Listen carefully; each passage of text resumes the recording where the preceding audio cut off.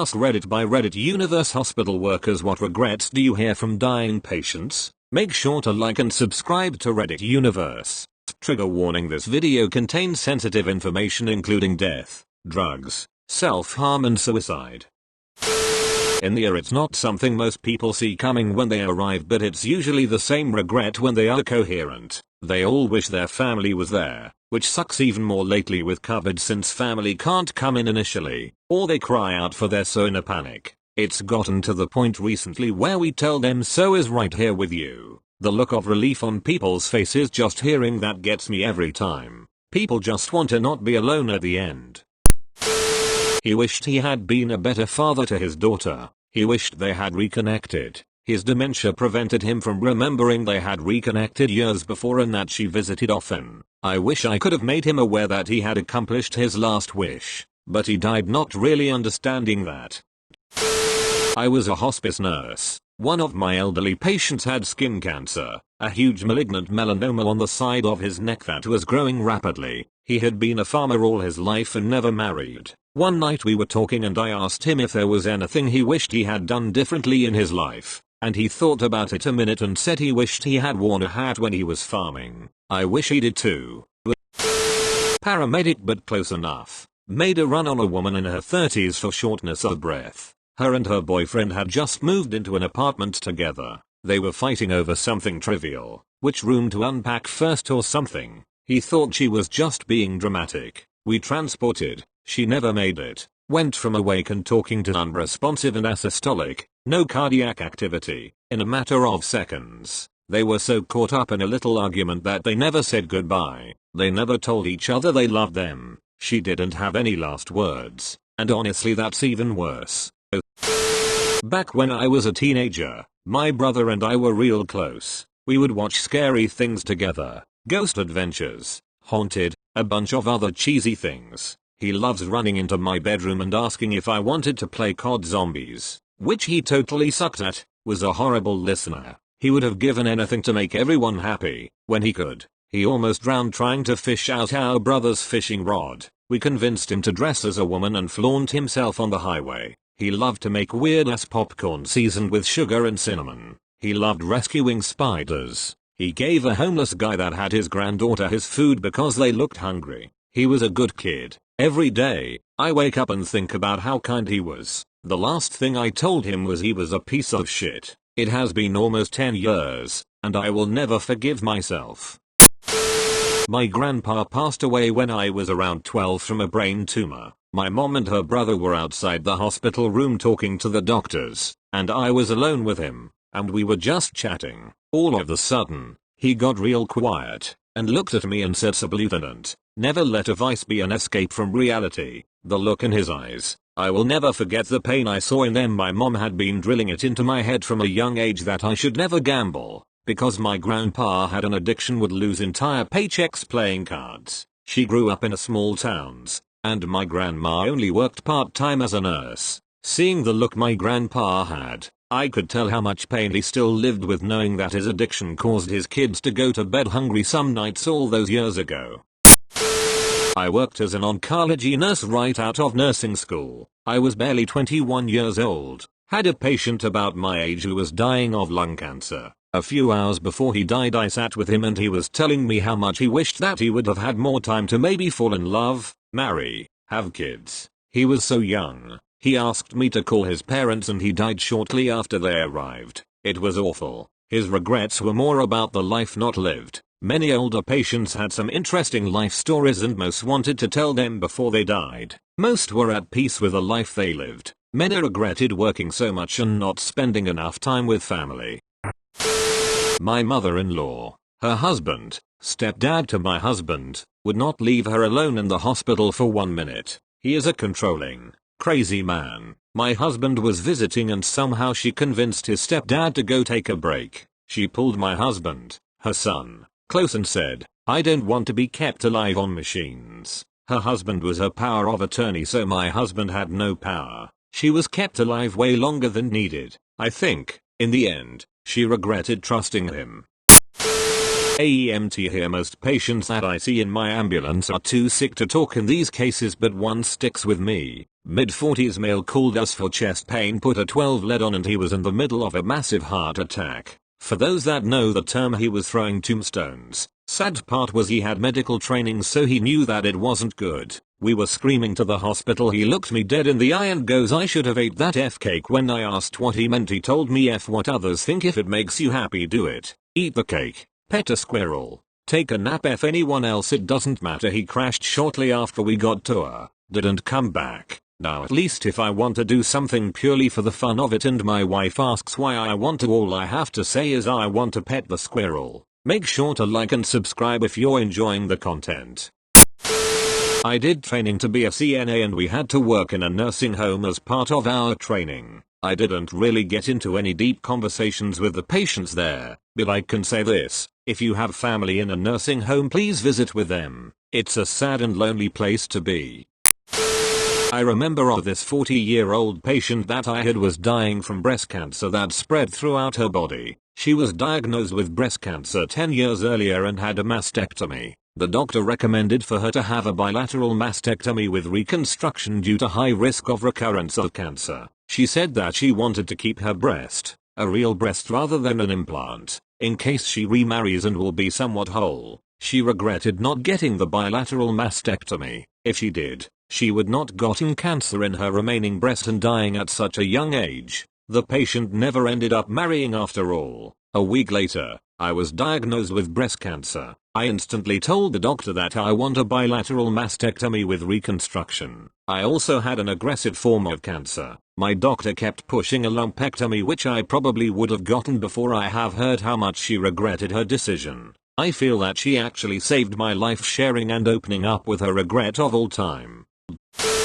I've worked in long-term care for over a decade. I can't speak for the young, but most often old people regret the things they didn't do. My mom did home health and hospice. My stepdad was very abusive and my mom would take me to work with her to try and protect me. She didn't want to leave him due to religious beliefs. That's a different story. There was an old man. I'd play cards with him. We'd talk about working on the farm we had. He was a nice guy. He figured out I was being physically abused. His health started declining and he couldn't play cards or get out of bed. The last time I saw him, he said he was sorry he wasn't younger and that he couldn't help me. Almost 25 years ago and I still remember him. End of life physician here. CPR. No, seriously, hear me out. Imagine using your hands to crush the sternum down 2 inches repeatedly of your 90-year-old grandmother who weighs 90 pounds. So that maybe you can then put her on a ventilator from which she might never get off alive. We ask this of everyone who comes into the hospital, but too often it's asked more like, hey, if you're drowning, do you want us to save you, rather than what it truly is, especially for those who most likely won't survive it in the first place. And if they do, will be significantly worse off than they were before they died. The survival statistics for patients with 1-2 significant comorbidities with an in-hospital cardiac arrest is like 5% to leave alive, and then 30-day survival is 5% of that original 5%. If I remember correctly, I cannot count the number of times families were adamant on having it done to their loved one only to then see what it entails firsthand and beg us not to do it again. I used to be a nursing student. I decided to drop out in my second year because it wasn't where my heart was. During my placement at the city hospital, I got to talking to an older man. He must have been like 88 then, 2010.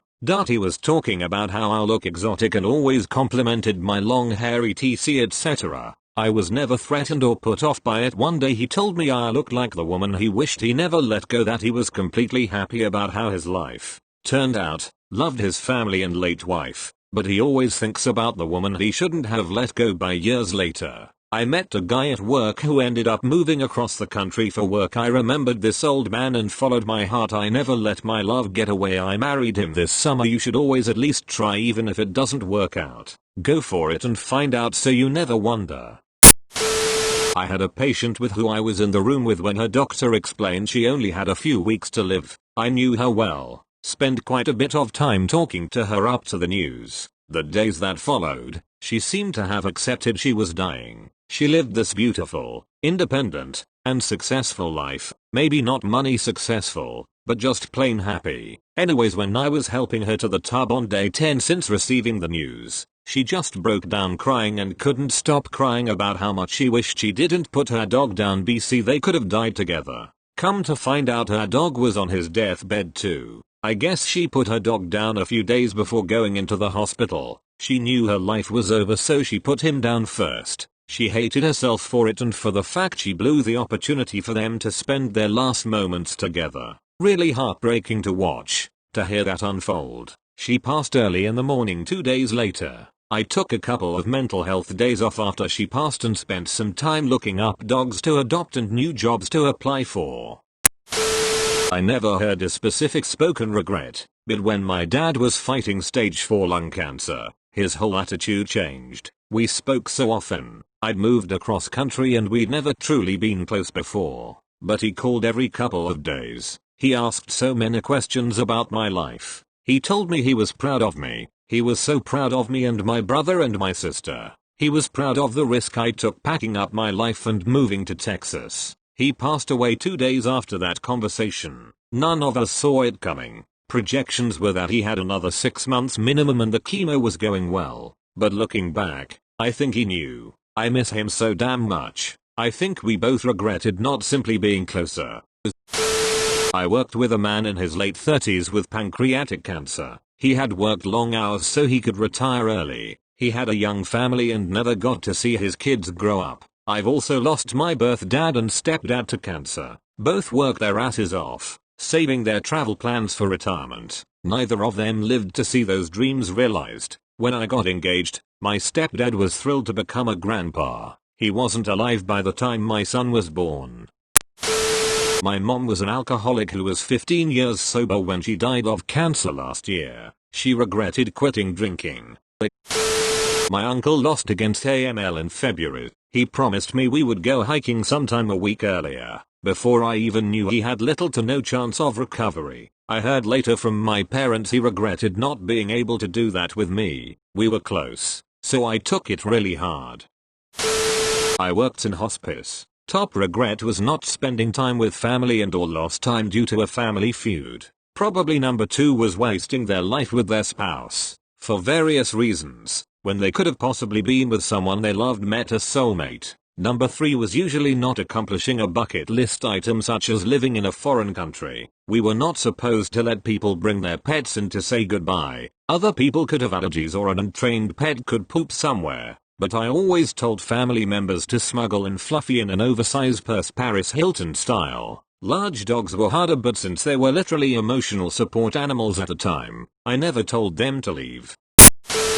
He was one of my first patients as a nursing student, named Frank. He was 92. After knowing him a few days, he disclosed to me his regret was outliving everyone he loved, that he and his wife hadn't had kids, and he was all that was left and that he wanted to see his wife again. I wasn't sure how to respond, so I just listened, and it made me realize how living so long isn't great if everyone you love is gone. He passed away later that week, and while I distinctly recall some of my classmates being upset, I felt relief for him. I knew he was where he wanted to be. I've had many patients since, but you tend to remember your first ones. Other than that, ditto what everyone's saying. More time with family, loved ones, wish they wasted less time with work or other bullshit, etc.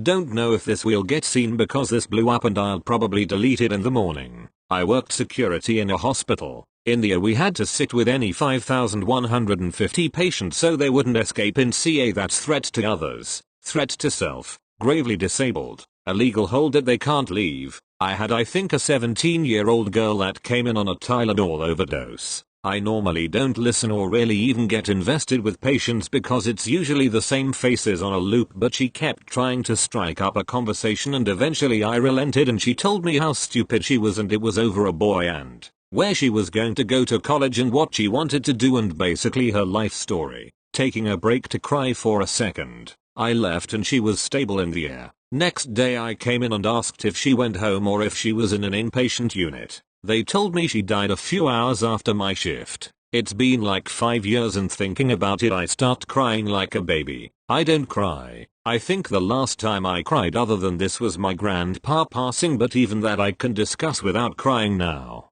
Her death is the only thing that completely breaks me down.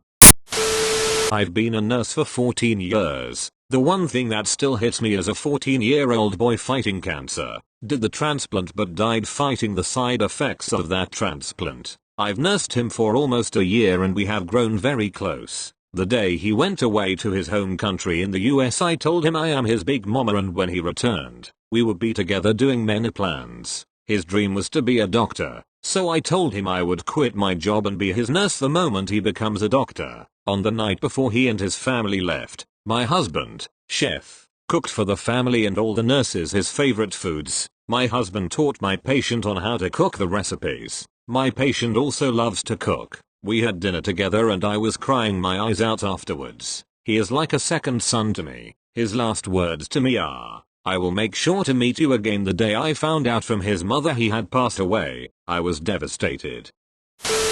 Not yet. I can't die yet. I still have so much growing to do. I want to see my children and grandchildren grow up. I am a physician trainee who has done a decent amount of palliative care. I have been privileged to hear many stories and be part of many deaths, but I still can't explain why it is that certain lines remain with me and hit me so much harder. The gentleman who told me the line above was in his late 60s, early 70s. It made me reflect on how I view patients in this age group. Yes, much older than myself, but still with growing and living to do. I work in a hospital delivering trays to patients. I've had multiple patients that have requested a final meal, only to be gone by the time I get it up to them. I haven't heard their last words, but I think seeing what their last meal would have been says a lot on its own.